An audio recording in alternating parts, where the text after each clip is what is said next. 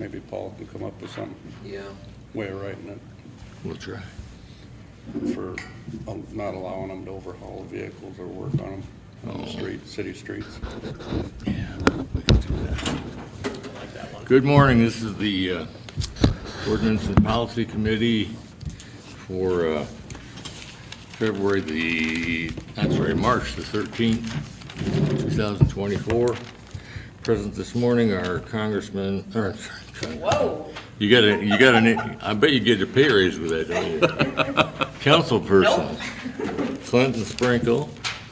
I've got Troy Kruger, the Public Works Director. I got Chandra Phillips, the Finance Officer, and Dan is here on behalf of the Code Enforcement Office this morning. And so we're going to look at about 4 different things. I was expecting to have the gentleman from the gun club here this morning. And that was, as I recall, was that Ray Nines? Mm-hmm. Yeah, I thought it was. Ray had visited with me a couple weeks ago, wanting to, they're installing a shipping container as another storage facility down at the gun range. And they wanted to provide for that within the lease. So there's no question they've been authorized to do that. And so I did redraft the lease, and it's included some language in there. You'll notice under use of the property, they already had the right for a building, and of course they've got a little building down there that they used and that belongs to them. But then going on to the second page, they're authorized to place a portable shipping container without wheels or axles for use as a storage facility to be on that portion of the property that is leased to them and not on the pistol range. They leased the two, so we recall, they leased the 2 outer lots. The middle lot between the 3 is actually the city's pistol range, which is primarily used by the police department, and other groups can arrange to use that with working through the police department to make those arrangements. He had also asked about liability issues. I reviewed the liability. They've got liability insurance up to $2 million, which they're required under the lease to have that. I didn't see anything there that I felt needed to be changed or amended at all. I know there was in the past some concern, and that we go back to the period of time there a couple of years ago, that the business facility to the northeast of that location was using some of the city's drainage area north of the range for storing some property, and there was some concern at that point in time about whether the users of the gun range were going to be incurring liability for damage to that property. So we had made a separate agreement with the folks who were using that property to the north there, and basically made them understand that unless there's gross negligence or willful misconduct on behalf of the people at the range, they're not going to be responsible for what goes on to the north there. If you guys put your property here and it gets damaged, that's up to you. They understood that, they accepted that in writing, and we had made sure that the folks at the range understood that. But that condition has been resolved since then. We're back to not having any of their property on the city drainage area up there, and that issue is no longer at issue. The other thing that had been discussed at one point in time, and I did not put it in here because I was told that they were not going to be doing this, there were some members of the gun club that had asked the city to consider basically restarting the 99 years of the 99-year lease. This was commenced in the year 2000. So their lease right now goes through the year 2099. If we restarted it now, you would add about 24 years to that. There are a lot of voices that I heard that said that's not in the city's best interest to be doing that for several reasons. Number one, with the nature of the activity that's out there,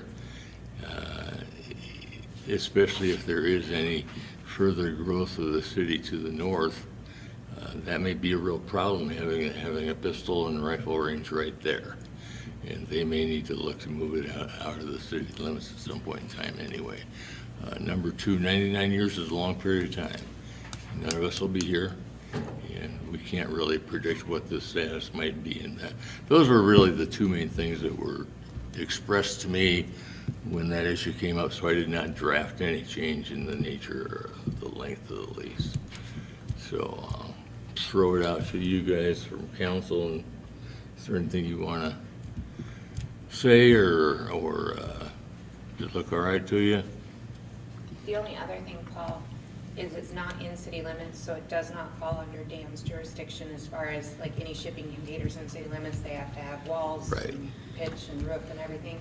This will not, because it is not in city limits. Because it's outside city limits. It's not in the city, I mean, It's Correct. our property, but it's not within city limits, and we Okay. have no rights over Correct. telling Yeah, the county how they have to do their building permits. okay.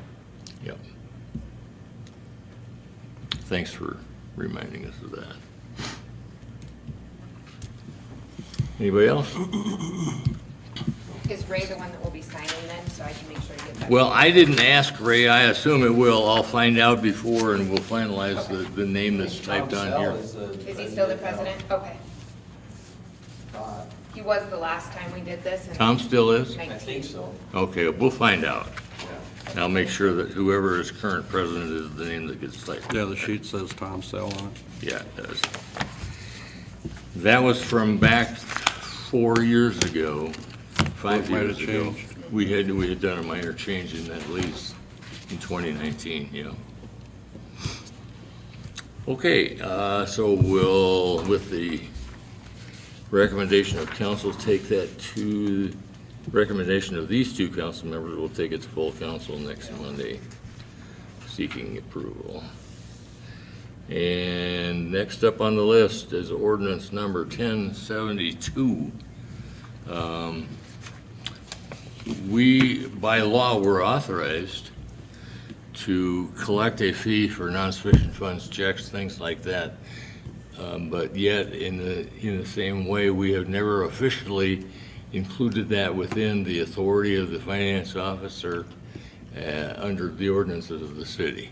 I've never charged it. And we get a lot of them. We do. The state statute specifically provides that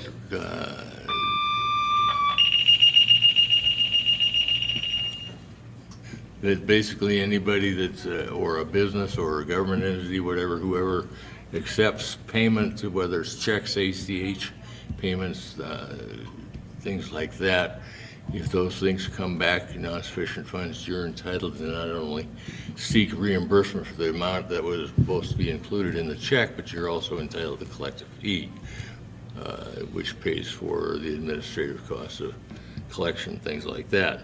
Current statute says that at $40, and up until a couple of years ago, it used to be $30 for a number of years. And so the way we drafted this was to make it so that it follows the state statute for the maximum, unless at some point in the future, if council wants to set it by any amount less than the maximum, all it takes is a resolution to do that. Otherwise, without a resolution, it's automatically going to be whatever state statute says is the maximum. Comments? So, just to explain what we do, if it comes back bad to us and we know right away, or oftentimes people will contact us and say, oh, hey, my ACH is gonna come back bad because I don't have enough money in the bank. And so we'll tell them, hey, you need to bring cash in. But there's a lot of extra steps on our part that we have to take once the bank notifies us of that. And after twice of it coming back, then the bank says, we're done, you're not gonna get to do that anymore. So just put those added steps in there. It would be nice to hopefully get some, maybe this would detour some people from doing this as often as they are. A lot of them are frequent flyers. We've had to shut quite a few ACHs off for that reason.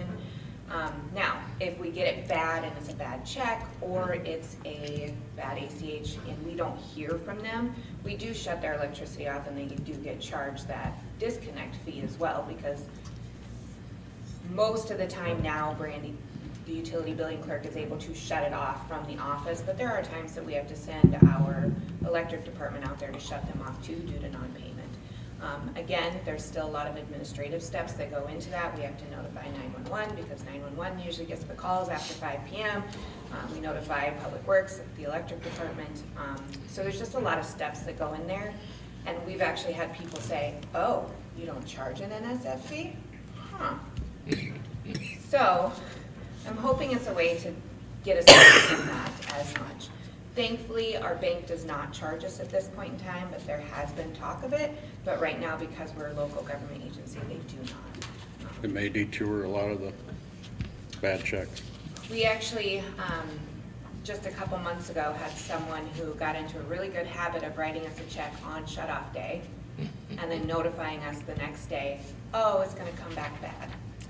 But then it takes 4 or 5 days for us to actually get the notification from the bank. There was one time where they brought us cash in 2 days later. We didn't get a notification from our bank until 5 days later.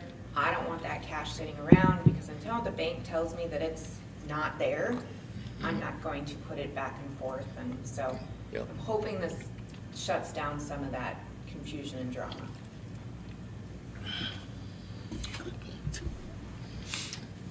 The other thing that crossed my mind, and this is an aside and probably a very small part of it, but once we now have the ordinance authorizing the collection of that fee, if we have a situation that turns into going over to collections, we will now be able to include this NSF collection fee as part of what goes to collections. Yes. And as for coding on it, all of our late fees go to the general fund. And so this would essentially be considered the same as a late fee. It'd be coded to that same, so it would go into the general fund as well. Yep. So this is saying every check or ACH that bounces is going to get $40. There's no option. There's nobody that can waive it. It's all or none. Well, I'm not gonna say nobody can waive it, but it would have to come to council. Yeah, Okay. it would be the same as any time they have an issue with the utility bill, the way I build it out. They can come to the finance committee and Yep. contest it at that point in time, and then you guys could waive it at that time. And that's a good question, but nobody in finance office will have that authority, no appointed will have that authority. It'd be strictly up to the council. You guys okay with this? Any other questions? Okay. 1073. We have run into this issue several times lately, where we find somebody literally living in, whether it's a trailer or even in a structure, a house or whatever, that is not hooked up currently to utilities. And Dan and I had looked at this. I know that I had looked at it a number of months back, just from the standpoint of, do we have anything that we can enforce? The reality is that there are several provisions in the international code that we've adapted that at least imply that would apply to this. In other words, that this prohibition would apply and that you can't live in that facility. I will tell you, it doesn't come through nice and clear like I want it to. so that when our people are out there presenting this to the people that are on site, I want them to have clear, spelled out authority on behalf of the city that says you can't do it. And so that was the whole purpose in drafting this provision, so that they cannot inhabit, reside in, or maintain a place where persons reside inside unless they're connected to and lawfully obtaining electric and water service. Without having both of those, they can't live there, period. Anybody that is living there, well, number one, I should say, we have the one exception that it appears because of the more recent ordinance that we passed regarding camping trailers, and up to 72 hours without anything and up to 14 days with a permit. Obviously, those people that are authorized in a residential area to stay up to 14 days in a camping trailer, they're not going to be being served by a connection to the water and electricity. But otherwise, anybody else is going to be required under this ordinance to have that connection, or they can't live there. This makes it a class 2 misdemeanor, which is the highest that this municipality in South Dakota can impose.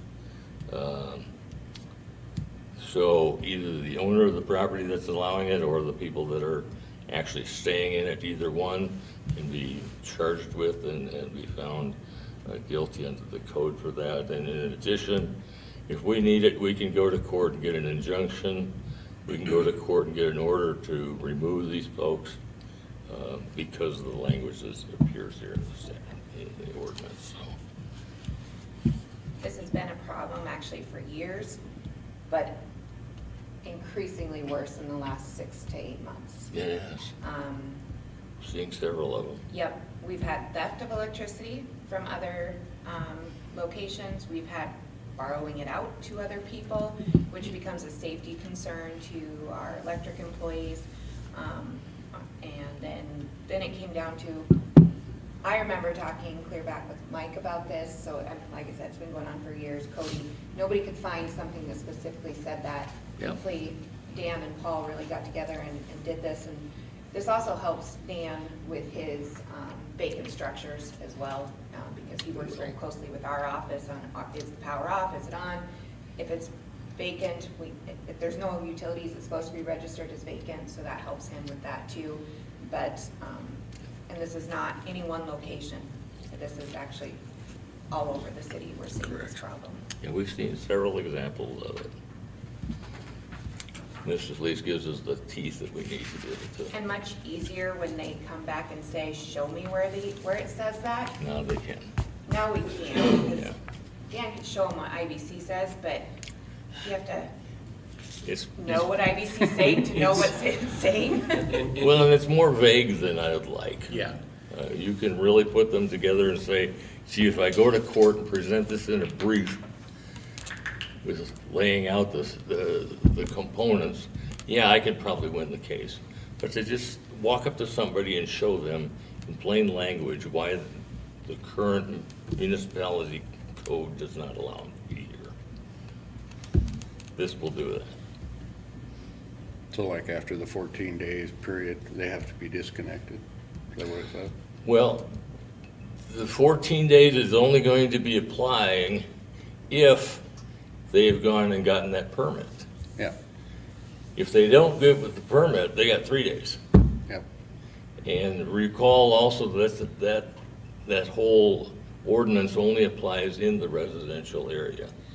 So we've had a couple of these folks that are literally living in a trailer in the back lot of a commercial property. Well, there's no 14-day permit available for that. They just can't do it, plain and simple. So there won't be any waiting period. And this is just living, right? I mean, like, if you follow everything and have your 4 inches of concrete or whatever to park your camper on your lot next to your house that you own or whatever, you can plug it in. You just can't be living in it. Correct. You can put, Yeah, that's just, I wanna make sure. you can hook water up to it. Yeah, you all Yep. right. Okay. We probably need to make sure that this year, so we're not violating our own ordinances, we probably need to make sure that we have a permit for the carnival. Correct. Because they're usually here about a week. Yeah, yep. And that's right. So we'll have to have them come in and apply for that. Yep. It's a good point. Anything else? Good to go? Yep. Okay.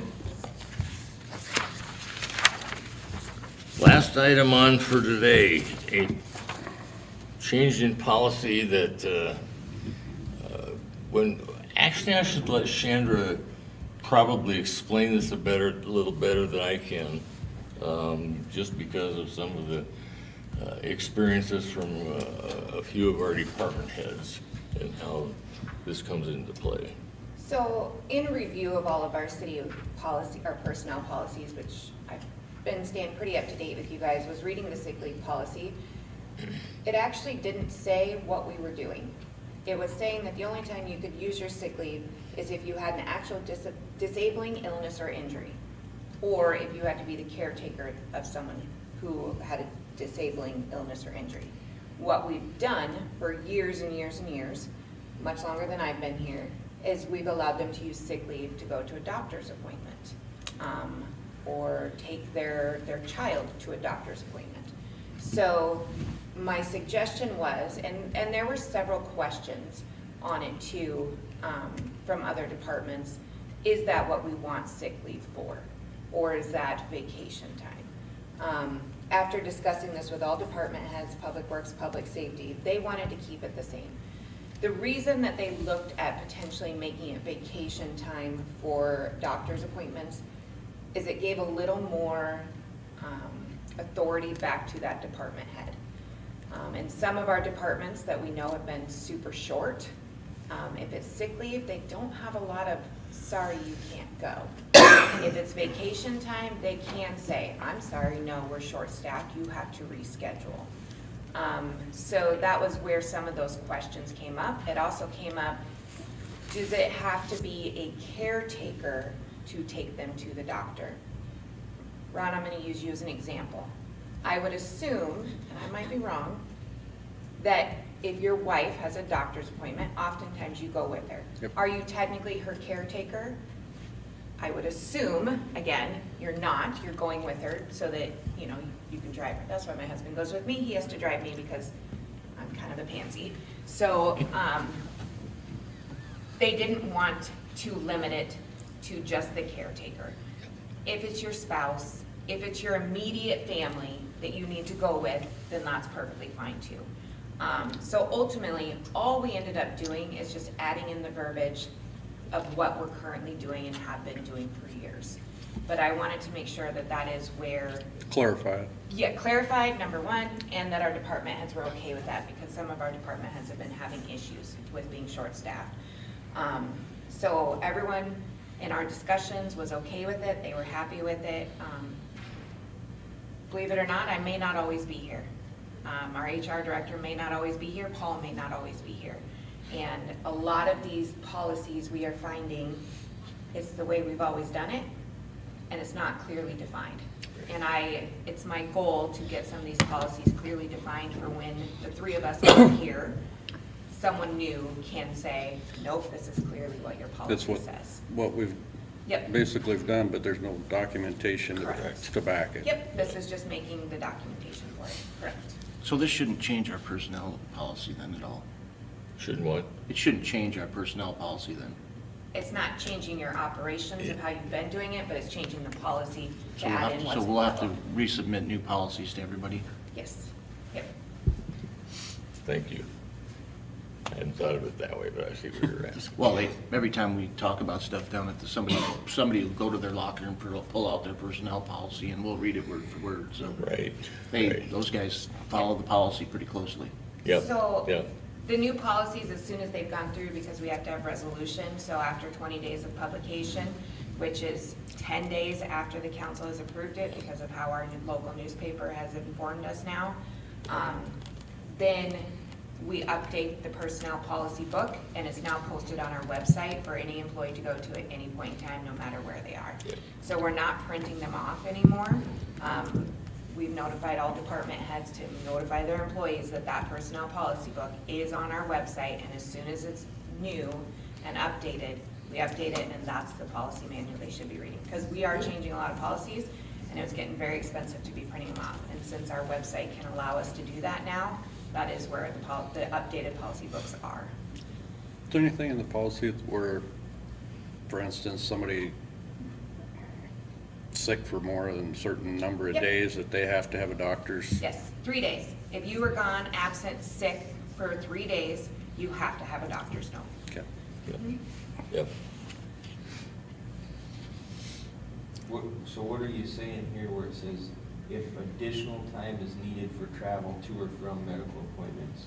Glad you asked the Yeah, question. that was my next one too. That was the other point that was really near and dear for at least a few of the department heads and supervisors, is when somebody needs to take a family member, whether it's to Sioux Falls, Rapids, whatever, for a medical appointment, oftentimes they were asking for the day before to travel out and the day after to travel back, meaning a 1 hour doctor appointment in Sioux Falls was gonna have you gone for 3 days.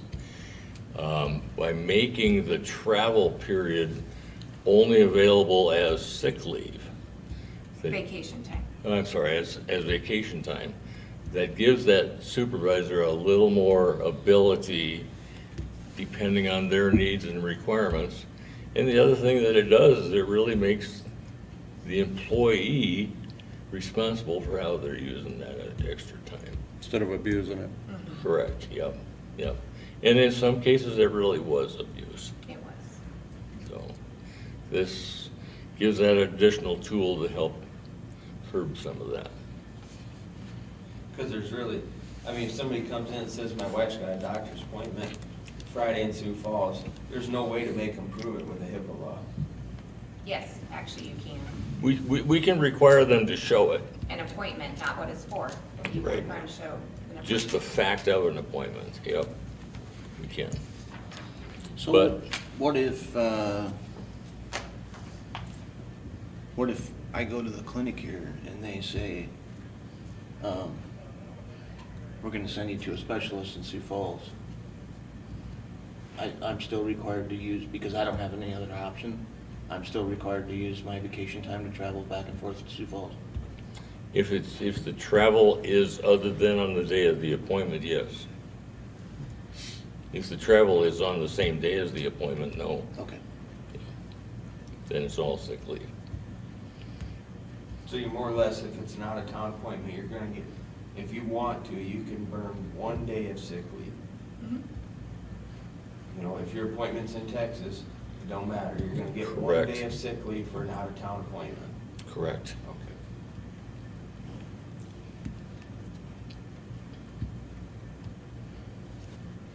That'll stop the shopping for the next day. Well, go ahead and go shopping, but be fair with your employer and use your vacation time and have a nice shopping trip. Yep. Yeah. Anything else? Everybody okay with that? Yep. Okay. See that? We got done in 32 minutes. We got, have anything else you want to discuss?